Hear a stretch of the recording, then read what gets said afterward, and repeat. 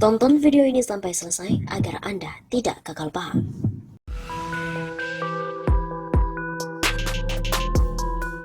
Halo Sobat 651 Stafa, kembali lagi bersama dengan kami untuk mengulas fakta-fakta perpolitikan dan juga informasi terbaru di tanah air Indonesia.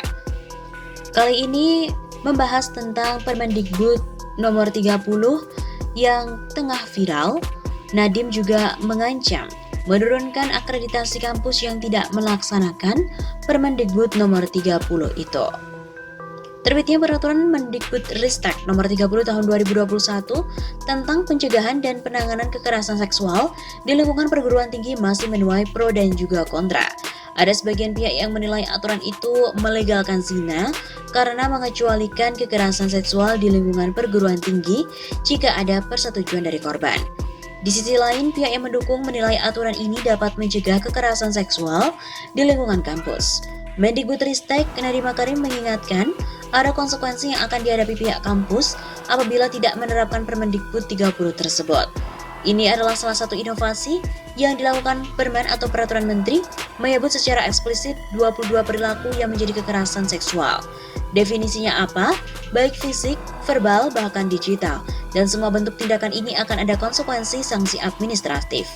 Jelas Nadiem dalam program Merdeka Belajar yang ditayangkan di YouTube Kemendikbud RI pada hari Jumat 12 November. Lalu sanksi untuk pelaku dan juga perguruan tinggi.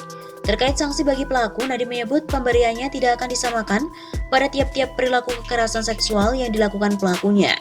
Nantinya akan diatur sanksi ringan hingga berat bagi pelaku, entah itu mahasiswa atau dosen pengajar. Tidak semua perilaku tadi sanksinya sama.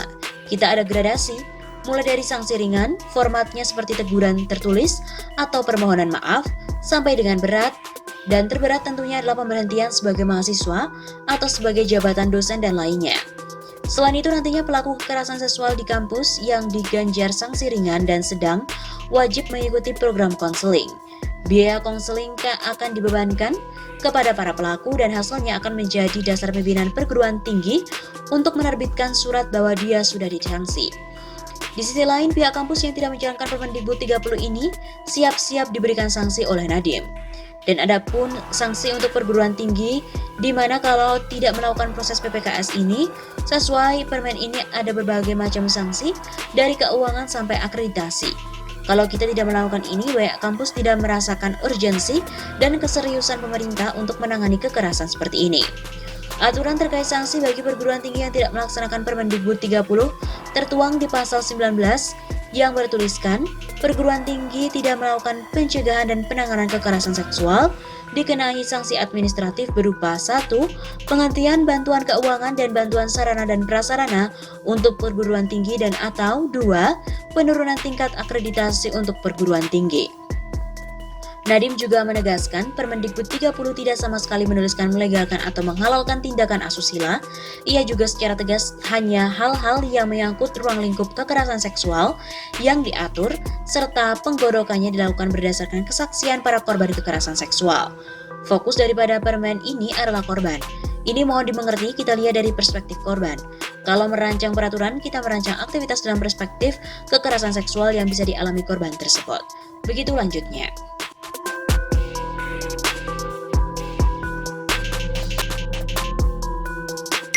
Halo Sobat 651 Safa, kembali lagi bersama dengan kami untuk mengulas fakta-fakta perpolitikan yang terjadi di tanah air. Berita kali ini datang dari Permendikbudristek.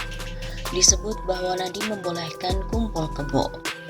Permendikbudristek nomor 30 tahun 2021 berisikan legitimasi melakukan seks bebas alias kumpul kebo. Menteri Nadiem Makarim membolehkan kumpul kebo dengan dikeluarkannya Kemendikbudristek nomor 30 tahun 2021. Kata aktivis Mujahid 212 Damai Hari Lubis kepada redaksi Suara Nasional pada Kamis 4 November. Dalam Permendikbudristek itu disebutkan kekerasan seksual jika memperlihatkan alat kelamin tanpa izin. Kalau izin atau suka sama suka tidak dikenal dengan kekerasan seksual. Ini pintu masuk zina, ungkapnya. Kata Damai, Permendikbudristek nomor 30 tahun 2021 bagian liberalisme pendidikan di Indonesia. Sangat jelas bertentangan dengan Pancasila dan juga syariah Islam. Anak hasil dari perzinahan Kata damai tidak memiliki hak waris dan juga perwalian.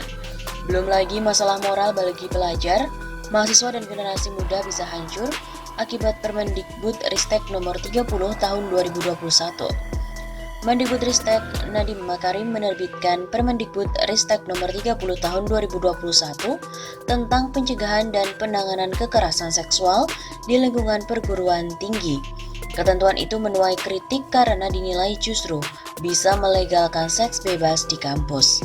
Permendikbud nomor 30 tahun 2021 diteken oleh Nadiem Makarim pada 31 Agustus 2021 kemarin dan diundangkan pada 3 September 2021. Pertimbangan disusunnya Permendikbud itu antara lain semakin meningkatnya kekerasan seksual yang terjadi pada ranah komunitas termasuk perguruan tinggi. Dalam Permendikbud nomor 30 tahun 2021, kekerasan seksual pada beberapa kondisi diartikan sebagai tanpa persetujuan korban. Tertuang dalam pasal 5, di antara definisi kekerasan seksual itu adalah memperlihatkan alat kelaminnya dengan sengaja tanpa persetujuan korban, mengunggah foto tubuh dan atau informasi pribadi korban yang bernuansa seksual tanpa persetujuan korban, menyebarkan informasi terkait tubuh dan atau pribadi korban yang bernuansa seksual tanpa persetujuan korban, menyentuh, mengusap, meraba, memegang, memeluk, mencium dan atau menggosokkan bagian tubuhnya pada tubuh korban tanpa persetujuan korban, membuka pakaian korban tanpa persetujuan korban. Pada bagian lain juga dijelaskan, ayat 3, persetujuan korban sebagaimana dimaksud pada ayat 2 huruf B, huruf F, huruf G, huruf H, huruf L, dan huruf M dianggap tidak sah dalam hal korban 1. Memiliki usia belum dewasa sesuai dengan ketentuan peraturan perundang-undangan. 2. Mengalami situasi di mana pelaku mengancam, memaksa dan atau menyalahgunakan kedudukannya. 3. Mengalami kondisi di bawah pengaruh obat-obatan, alkohol dan atau narkoba. 4. Mengalami sakit, tidak sadar atau tertidur. 5. Memiliki kondisi fisik dan atau psikologis yang rentan. 6. Mengalami kelumpuhan sementara atau tonic immobility dan atau 7. Mengalami kondisi terguncang.